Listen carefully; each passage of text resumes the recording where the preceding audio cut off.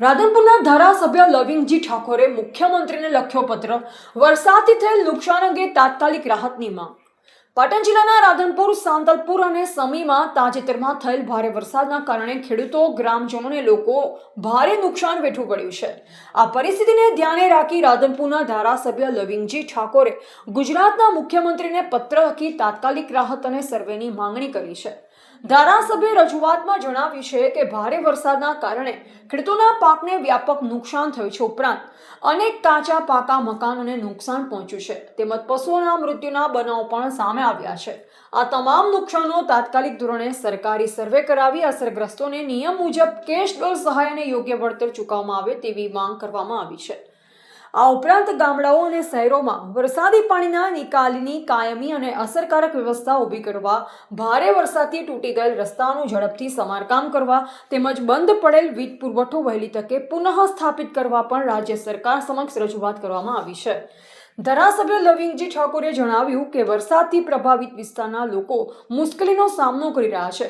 રાજ્ય સરકાર તાત્કાલિક કાર્યવાહી કરી અસરગ્રસ્ત પરિવારોને રાહત અને જરૂરી સહાય પૂરી પાડે તેવી તેમણે મુખ્યમંત્રી સમક્ષ માંગણી કરી છે।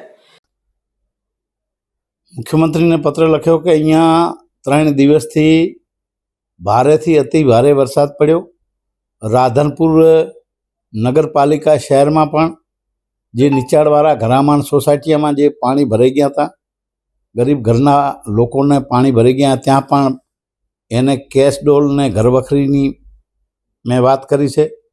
સાથે સાથે સાંતલપુર તાલુકામાં પણ મારો પ્રવાસ કાલે હતો। મેં ખુદ રૂબરૂ જઈને એ લોકોને ઘરમાં જઈને જોયો તો જે એ ઘરોમાં પાણી ભરેલા છે ને ઘર વખરી જેને નુકસાન થઈ છે એ લોકોને સહાય ચૂકવવા મેં મુખ્યમંત્રીને પત્ર લખ્યો છે। ખેડૂતોને નુકસાન થયું, ખેડૂતોને વરસાદ આમ તો ધીમી ગતિએ વરસ્યો છે એટલે એટલું બધું કાંઈ નુકસાન નથી, તેમ છતાં કોઈને એવું વેણ પડ્યો છે ને એવું હશે તો એ સરકાર દ્વારા, તંત્ર દ્વારા એ ખેડૂતોને સર્વે કરી અને એને સહાય ચૂકવે। રિપોર્ટર નરેશ ડી વ્યાસ, બનાસની પુકાર, સમાચાર ગુજરાત।